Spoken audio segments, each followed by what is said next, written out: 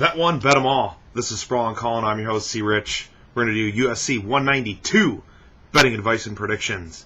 We're going to kick it off with the champion, Daniel Cormier, which this is actually his last shirt with John Jones. Not going to lie, I wanted him to win, but it didn't pan out. But that's okay. We got Alexander Gustafsson, who really, when it comes down to it, I mean, DC's sitting at a minus 325, Gustafsson at a plus 250. Yes, it does worry me because Gustafsson he's tall. And, he does possess a lot of tools that can win the fight. However, I think DC is just on a whole different level and will be on a whole different game of grabbing his leg and slamming him.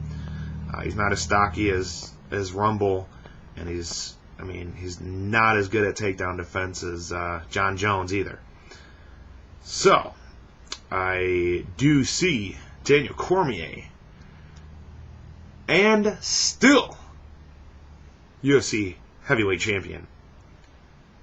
Next, we're with the co-main event, which is very interesting. Rashad Evans and Ryan Bader. Evans sitting at a minus 165 with Bader at a plus 135. When I think about it, okay, the term out with the old, in with the new. I've said it before, and I'm saying it again, guys. I'm kind of worried that Evans, he wants this too much, per se, and it's going to end up screwing up some of his thought process while he's in the cage, and because he hasn't fought in like 2 years or so. Don't get me wrong. He is the ex-champion, and he has beat some of the greats. But the game's evolving. And Ryan Bader, I believe, is on a whole different level than what he was used to seeing back in the old UFC days. So therefore, I'm going with the upset dog pick in Ryan Bader. Next, we got Johnny Hendricks, Tyrone Woodley. Hendricks sitting at a minus 325 with Woodley coming at a plus 265. Not a bad line for Woodley. But really, I don't see Johnny losing this fight at all. Whether or not Woodley has the wrestling and all that, I don't see him knocking out Johnny. I just don't see it. And more than likely, we're going to see another unanimous decision win by Johnny Hendricks. Next, we have the women's bout with Jessica Pena. Juliana Pena and Jessica Ai. My bad. This is a tough one. And the line with Pena is at a minus 250. With Ai at a plus 200. It doesn't make very much sense to me. Especially with a lot of these women bouts. The betting lines are inflated, and a lot of them really aren't proven yet. So I can't lay my money on a 2.5 favorite, especially since I believe that Jessica Ai is the more experienced fighter with the better camp, or at least people around her. To each his own on the opinions of camps. But I'm going to go with another dog pick. And Jessica Evil Eye.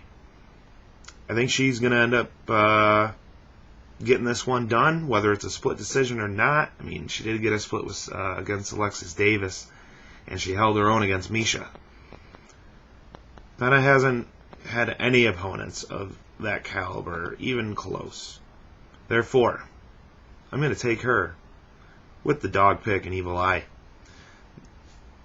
Then the first fight on the main card, we have Sean Jordan and Hussam Magadanov.